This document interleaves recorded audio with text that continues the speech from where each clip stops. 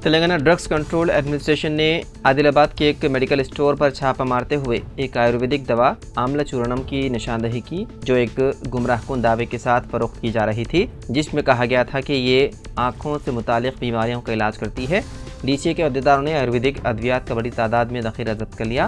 آیورویدک دوا حیدرآباد کے منصورآباد علاقے کے چندیشوری کالونی میں واقع رنیوا آیوروید کمپنی نے تیار کی تھی۔ ڈی سی اے کے ڈائریکٹر جنرل وی کملاسن ریڈی کے مطابق آپٹیکل سسٹم کی بیماریوں کے علاج کے لیے ادویات یا ادویات کی تشہیر کرنا drugs and magic remedies act کی خلاف ورزی ہے۔ یہ اشتہارات میں جھوٹے یا غیر تصدیق شدہ طبی دعووں سے منع کرتا ہے۔ حکام قانونی اور حفاظتی ضوابط کی تعمیل کو یقینی بنانے کے لیے کارروائی کر رہا ہے۔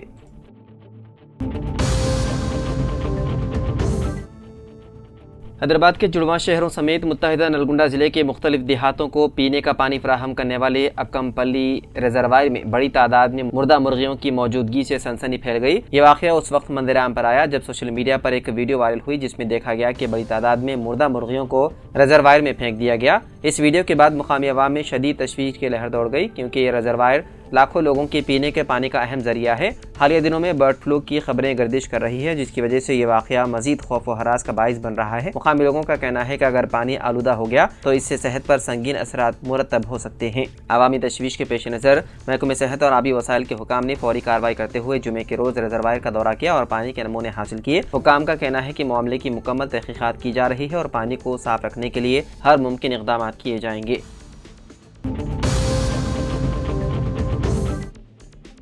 کانگریس صدر ملکارجن کھڑگے نے سابق رکن اسمبلی ہرش وردھن سبکال کو مہاراشٹر پردیش کانگریس کمیٹی کا نیا صدر مقرر کیا ہے۔ وہ نانا پٹولی کی جگہ لیں گے، جنہوں نے حال ہی میں پارٹی قیادت کو اپنا استعفیٰ پیش کیا تھا۔ یہ تبدیلی مہاراشٹر اسمبلی انتخابات میں کانگریس کی شکست کے بعد کی گئی، جس کا مقصد پارٹی کو ریاست میں دوبارہ مستحکم کرنا ہے۔ سبکال کو اس اہم عہدے پر مقرر کرنے کا مقصد مہاراشٹر میں آئندہ بلدیاتی اور میونسپل انتخابات سے قبل تنظیم کو مضبوط کرنا۔ اگرچہ کانگریس نے لوک سبھا انتخابات میں ریاست میں 13 سیٹیں جیتی ہیں، لیکن اسمبلی انتخابات میں پارٹی اس کارکردگی کو برقرار رکھ سکتی ہے اور صرف 16 نشستوں پر کامیابی حاصل کر پائی۔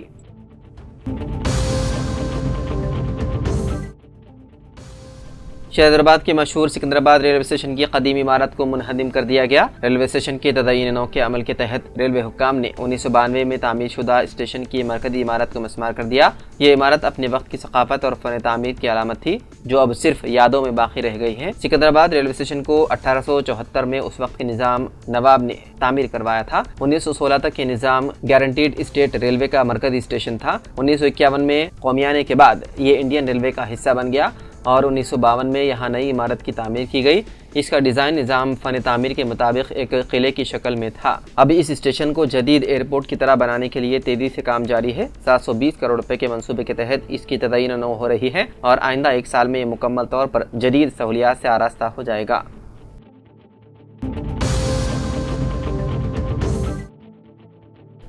بی آر ایس 19 فروری کو حیدرآباد کے تلنگانہ بھون میں بی آر ایس سربراہ کے سی آر کی صدارت میں پارٹی کی ایک ایگزیکٹو میٹنگ منعقد کر رہی ہے، جس میں 27 اپریل کو پارٹی کے یوم تاسیس کی آئندہ سلور جوبلی تقریبات پر تبادلہ خیال کیا جائے گا۔ میٹنگ میں پارٹی کی رکنیت، اتحادی تنظیموں کے قیام، کانگریس کی عوام دشمن پالیسیوں اور ناکامیوں پر بات چیت کی جائے گی۔ کے سی آر نے بی آر ایس کے کارگزار صدر کے ٹی آر کو میٹنگ کا اہتمام کرنے کی ہدایت دی۔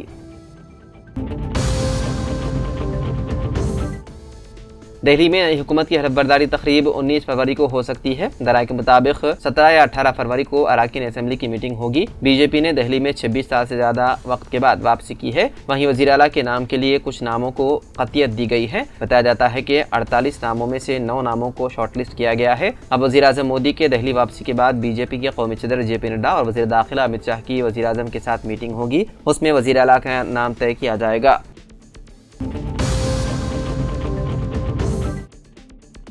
شہر حیدرآباد کے لنگر ہاؤس پولیس اسٹیشن حدود میں جمعرات کی رات ٹیپو خان برج کے قریب ایک کار میں اچانک آگ بھڑک اٹھی، جس سے علاقے میں افراتفری مچ گئی۔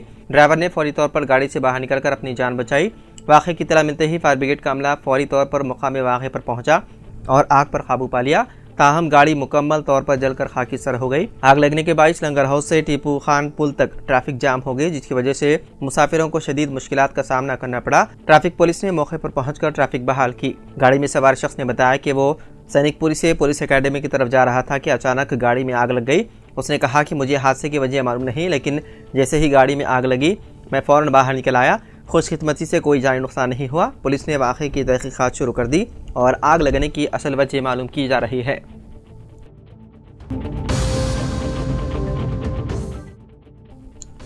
امریکہ نے 26/11 ممبئی دہشت گردانہ حملوں کے ملزم تحور حسین رانا کی ہندوستان حوالگی کی منظوری دے دی۔ امریکی صدر ٹرمپ نے وزیر اعظم مودی کے ساتھ مشترکہ پریس کانفرنس میں اس فیصلے کا اعلان کرتے ہوئے کہا کہ رانا کو ہندوستان میں انصاف کا سامنا کرنا ہوگا۔ پاکستانی نژاد کینیڈین شہری تحور رانا اس وقت لاس اینجلس کے میٹروپولیٹن ڈیٹینشن سینٹر میں قید ہے۔ وہ ممبئی کے حملوں کے اہم سازشوں میں سے ایک ہے۔ پاکستانی نژاد امریکی دہشت گرد ڈیوڈ کولمین ہیڈلی کا قریبی ساتھی سمجھا جاتا ہے۔ امریکہ کی اعلیٰ ترین عدالت نے جنوری میں اس کی نظر ثانی درخواست مسترد کر دی تھی، جس کے بعد اس کے ہندوستان حوالگی کی راہیں ہموار ہو گئی تھی۔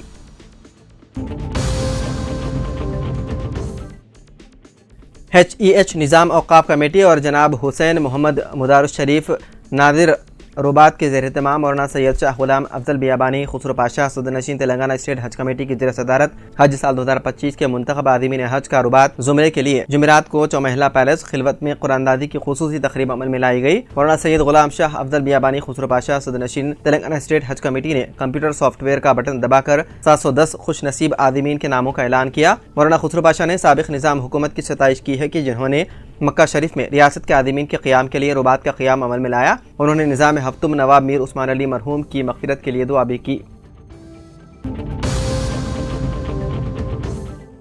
گریٹر حیدرآباد کے اسمبلی حلقوں میں اندرما ہاؤسنگ سروے کا عمل بڑی حد تک مکمل ہو چکا ہے۔ عہدیدار آئندہ ہفتے 10 دن میں ماباقی درخواستوں کا جائزہ لینے کی تیاری کر رہے ہیں۔ پتہ چلا ہے کہ زیادہ تر درخواست گزاروں کے پاس ذاتی زمین نہیں ہے۔ گریٹر حیدرآباد میں اندرما ہاؤسنگ اسکیم کے لیے 11,23,000 درخواستیں موصول ہوئی۔ ان میں تقریباً 52,000 درخواستیں ان افراد کی ہیں جو ایک گھر میں رہتے ہیں مگر علیحدہ داخل کی گئی۔ باقی اہل امیدواروں کا انتخاب کرنے فیلڈ سروے میں شدت پیدا کر دی گئی ہے۔ ذاتی مکان کے لیے ملی 10,70,659 درخواستوں میں 80 تا 90% فیلڈ سروے مکمل ہو چکا ہے۔